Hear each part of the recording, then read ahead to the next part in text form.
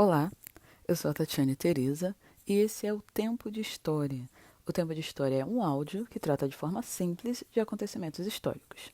E no Tempo de História de hoje a gente vai continuar a tratar a respeito da Primeira Guerra Mundial. A partir do momento que a Tríplice Entente venceu a guerra e a Tríplice Aliança foi derrotada, quais seriam as punições para os perdedores? Exatamente. A grande punição da Primeira Guerra Mundial foi o Tratado de Versalhes, mas antes do Tratado de Versalhes ser assinado, o presidente norte-americano, na época, Woodrow Wilson, ele fez uma proposta de paz, disse que ela era mais honrosa em relação aos perdedores. Proposta essa que ficou conhecida como os 14 pontos de Wilson. Mas essa proposta de paz ela não foi aceita pelos países que venceram a Primeira Guerra, por ser considerada branda, por ser considerada muito leve em termos de punição aos perdedores. Então, o acordo de paz que sela o final da Primeira Guerra Mundial foi o Tratado de Versalhes. Abrindo um parênteses aqui, é importantíssimo que a gente não se esqueça do Tratado de Versalhes, porque esse tratado vai ser uma das principais causas da Segunda Guerra Mundial. É claro, não dá para a gente dar um salto. A gente viu a Primeira Guerra, a gente vai direto para a Segunda Guerra. Não, porque a gente tem que entender o período entre guerras, o que acontece pós-Primeira Guerra Mundial e antes da Segunda Guerra Mundial. E o período entre guerras é um momento que acontece justamente a Revolução de 1917, que tem como consequência a criação da União Soviética. É o período da crise de 1929, a crise do mundo capitalista, que por sua vez acaba levando regimes totalitários ao poder, que é a ascensão do nazifascismo, do nazismo na Alemanha e do fascismo na Itália. Então não dá para a gente dar esse salto da Primeira Guerra logo na Segunda Guerra. A gente tem que entender esse período entre guerras, que é tema de outros áudios do Tempo de História. Mas é importantíssimo a gente ter em mente o Tratado de Versalhes, que ele vai ser uma das causas da Segunda Guerra Mundial.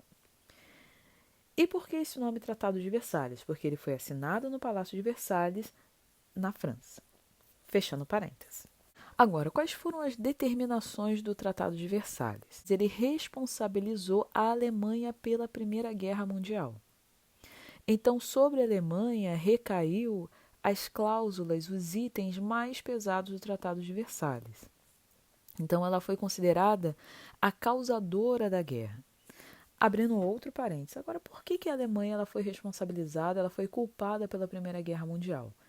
Porque sobre a Alemanha recaiu as cláusulas mais pesadas? Até porque, em relação às rivalidades capitalistas, para os países da Tríplice Entente era mais interessante neutralizar a Alemanha. Lembrando que eu comentei que antes da guerra estourar, a Alemanha já tinha ultrapassado a Inglaterra em determinados setores da produção. Então, essa punição da Alemanha, de certa forma, neutralizaria a Alemanha em termos de desenvolvimento industrial do mundo capitalista. Fechando parênteses. Quais foram, então, as punições que a Alemanha sofreu? Além da humilhação de já ter perdido a guerra, ela teve que pagar pesadas indenizações aos vencedores, cerca de 33 bilhões de dólares. Além do pagamento de pesadas indenizações, a Alemanha perdeu territórios importantes, como Alsácia e Lorena, que ela teve que devolver para a França, aquelas regiões ricas de minério de ferro e carvão. A Alemanha também perdeu suas colônias e ainda teve que passar por um processo de desmilitarização. A Alemanha teve o seu exército reduzido a cerca de 100 mil soldados. Não tinha mais permissão para produzir armamento. Então, houve uma paralisação da indústria bélica alemã. Então, submarinos, navios de guerra, aviões de guerra, tanques, a Alemanha não tinha mais permissão de produzir. E os armamentos existentes foram entregues aos países vencedores, aos países da Tríplice Entente. E a Alemanha também foi obrigada a ceder território à Polônia, o chamado Corredor Polonês. Então, a Polônia ela ganhou um acesso ao mar, aonde ficava o importante porto de Danzig, que é a atual Gdansk, que também vai ser muito importante durante a Segunda Guerra Mundial. Além dessas punições à Alemanha, o Tratado de Versalhes também ele criou a Liga das Nações, uma instituição criada na intenção de manter a paz mundial. Seria uma precursora da ONU, digamos assim. Lembrando que a ONU ela foi criada no final da Segunda Guerra Mundial. Então, a ideia da Liga das Nações era resolver diplomaticamente problemas que poderiam gerar uma guerra. Então, ao invés dos países que tinham uma questão partirem diretamente para o enfrentamento, eles se sentariam à mesa e resolveria diplomaticamente as questões. Porém, a Liga das Nações ela já nasceu enfraquecida, porque uma instituição que tem a intenção de manter a paz mundial, ela teria que contar com as principais nações. E países importantes como Estados Unidos, a Alemanha e a Rússia não participaram da Liga das Nações. Agora falando um pouquinho das consequências da guerra. A Primeira Guerra Mundial ela teve como consequência muita destruição. Além de uma destruição física, por conta do enfrentamento da guerra, dos bombardeios, também uma destruição psicológica, porque uma população que passa por horrores de uma guerra, ela demora muito a se recuperar psicologicamente falando. Então houve inclusive uma certa desilusão com aquela euforia que tinha da Belle Époque. E nesse quadro de destruição, milhares de mortos foram contabilizados. Cerca de 10 milhões de pessoas morreram na guerra, somando os dois lados, tanto o lado da Tríplice Entente quanto o lado da Tríplice Aliança. Cerca de 20 milhões de mutilados, pessoas que, de certa forma, acabaram sofrendo mutilações, como, por exemplo, perda de um braço, perda de uma perna. Muitas mulheres ficaram viúvas, perderam seus esposos, muitas crianças ficaram órfãs, perderam seus pais, e muitos refugiados, pessoas que perderam seu lugar, a sua terra natal. E dentro desse quadro de consequências da guerra, a gente também tem o desmoronamento de grandes impérios, o desmantelamento desses impérios. A começar pelo Império Alemão, a Alemanha perdeu importantes territórios, perdeu suas colônias, territórios tanto na Europa quanto fora da Europa. O desmantelamento do Império Austro-Húngaro, o desmantelamento do Império Russo, do Império Turco-Otomano também. Então, se você tem o desmantelamento, a desintegração de impérios, significa que nações independentes vão surgir. Então, há o surgimento de novos países como consequência da Primeira Guerra Mundial. Então, por exemplo, olhando no mapa, o Império Austro-Húngaro ele foi desmantelado. Surgiu a Áustria, Hungria, a antiga Tchecoslováquia, que hoje a gente tem a República Tcheca e Eslováquia, a antiga Iugoslávia, que era formada pela Bósnia, Herzegovina, Croácia, Montenegro, Macedônia, Sérvia, Kosovo. O desmantelamento também do Império Russo, aonde surgem nações independentes como Finlândia, Estônia, Letônia e Lituânia. Também o desmantelamento do Império Turco-Otomano, que deu origem ao Iraque, a Síria, Líbano, Palestina e a Transjordânia e a Turquia. E uma outra consequência também da Primeira Guerra Mundial foi o estabelecimento de uma nova ordem internacional. Se a gente for pensar, houve um deslocamento do centro do poder capitalista. Antes, o centro do mundo capitalista era a Europa. Lembrando que a Revolução Industrial começou na Inglaterra, a Europa se industrializou e com o fim da guerra, esse centro econômico ele se desloca para a América. Os Estados Unidos eles despontam como uma nova nação hegemônica. Como que os Estados Unidos, no pós-Primeira Guerra, eles se tornam uma nação hegemônica? Aqui a gente pode destacar algumas situações. Os Estados Unidos gastaram com a guerra, mas os gastos dos Estados Unidos, se a gente for comparar, foram menores e tiveram lucros maiores, pelos seguintes aspectos. Primeiro, quando que os Estados Unidos entraram na guerra? Em 1917. E quando que a guerra começou? 1914. E quando que a guerra terminou? 1918. Então vamos pensar o seguinte, os Estados Unidos entraram mais no final da guerra. Os Estados Unidos não vivenciaram a guerra desde o início. Então significa menos gastos com a guerra. Um segundo aspecto, quando a guerra termina, os países, tanto da Tríplice Entente quanto da Tríplice Aliança, eles estão devastados. Então os Estados Unidos passam a vender para esses países, coisa que eles já estavam fazendo no decorrer da guerra. E quando a guerra termina, os Estados Unidos continuam a vender os seus produtos industrializados para os países europeus que estão se recuperando da guerra. E também os Estados Unidos, no pós-guerra, eles se tornam os credores mundiais, que são...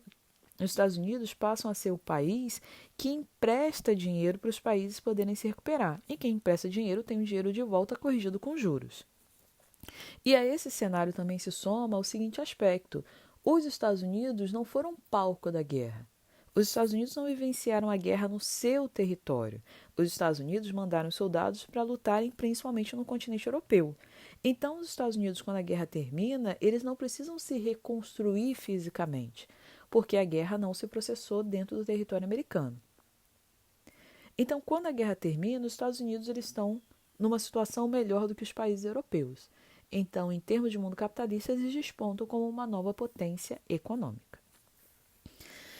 Bem, a essa altura você deve estar se perguntando, e o Brasil? Qual foi a participação do Brasil na Primeira Guerra Mundial? Bem, o Brasil participou da Primeira Guerra Mundial, mas a participação do Brasil na Primeira Guerra Mundial ela foi uma participação mais de um apoio logístico. O Brasil só participativa mais efetivamente da Segunda Guerra, quando o Brasil manda a FAB, a Força Aérea Brasileira, e a FEB, Força Expedicionária Brasileira, para lutar na guerra. Na Primeira Guerra, não. O Brasil teve mais um apoio logístico. Agora, o que levou o Brasil a participar da Primeira Guerra Mundial? A partir do momento que navios brasileiros foram bombardeados por submarinos alemães, isso forçou o Brasil a entrar na guerra depois de uma certa relutância, porque desde fevereiro de 1917, navios brasileiros vinham sendo atacados, como por exemplo o cargueiro Panamá. Só em outubro, quando mais uma vez navios brasileiros foram atacados por alemães, que aí, no governo de Venceslau Braz, o Brasil declara guerra à Alemanha, a Alemanha que fazia parte da Tríplice Aliança, então o Brasil entra do lado da Tríplice Entente. Mas, como eu disse, a participação do Brasil foi mais um apoio logístico. Então, o Brasil ele mandava suprimentos, mantimentos, medicamentos, médicos, mas não participa efetivamente das batalhas. Mas, por um outro lado, o Brasil sofre os efeitos da guerra. Em termos econômicos, o Brasil, por conta da guerra, ele passa pelo fenômeno de substituição de importações, coisa que a gente tratou lá no áudio do Brasil República, mais especificamente no áudio 5 do Brasil República. E o que seria esse fenômeno de substituição de importações? Por conta da guerra, o Brasil não estava conseguindo importar determinados produtos. Então, o Brasil passa a substituir os produtos importados por produtos nacionais. Então, há um incentivo que se produza internamente aquilo que o Brasil não consegue importar. O Brasil passa por um incentivo da industrialização. Agora, abrindo parênteses aqui, a gente não pode dizer que o Brasil se torna um país industrializado nesse momento. O Brasil só se torna industrializado durante a era Vargas. Mas existe uma indústria incipiente, uma indústria que vai nascendo. Mas nesse período da Primeira Guerra Mundial, da Primeira República no Brasil, o Brasil ainda é um país basicamente agroexportador. E os efeitos da guerra também se dão na questão da agricultura. O café passa por uma crise nesse momento da guerra, porque o café era produzido em larga escala para ser vendido internacionalmente, era um produto de exportação. Se os países estão passando por uma guerra, eles vão parar ou vão diminuir a compra do café brasileiro. Então, pela lei da oferta e da procura, se o café perde compradores, os estoques começam a ficar abarrotados, o preço do café cai. Então, uma consequência da Primeira Guerra para o café brasileiro é uma desvalorização do preço do café devido ao fato do Brasil perder seus compradores internacionais devido à guerra. Mas, por um outro lado, o Brasil passa por um momento de um aumento da industrialização. Isso também se dá por conta da vinda de imigrantes. Então, aqueles refugiados que estão fugindo dos horrores da guerra, muitos deles buscam o Brasil como um novo lar. Coisa que a gente também tratou no áudio a respeito da República. Nesse momento da guerra, o Brasil chega a receber cerca de 3,2 milhões de imigrantes, que por sua vez são absorvidos pela indústria. Lembrando que antes da República ser proclamada, a escravidão havia sido abolida no Brasil. Então, nesse momento, o Brasil está justamente passando do trabalho escravo para o trabalho assalariado. Então, muitos desses imigrantes, eles passam a ser absorvidos pela indústria, são trabalhadores assalariados e eles são, de certa forma, uma mão de obra capacitada porque já estavam acostumados com a industrialização europeia. E esse aumento da industrialização, a gente não pode esquecer que as indústrias estão nas cidades e também há um aumento da urbanização no Brasil.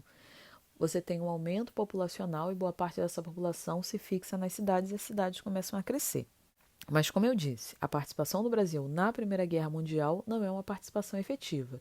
Efetivamente, o Brasil só participa da Segunda Guerra Mundial. Mas a Segunda Guerra Mundial é tema de outro tempo de história.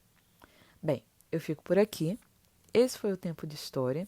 E inscreva-se no canal Tempo de História no YouTube e siga a gente nas redes sociais, Até a próxima!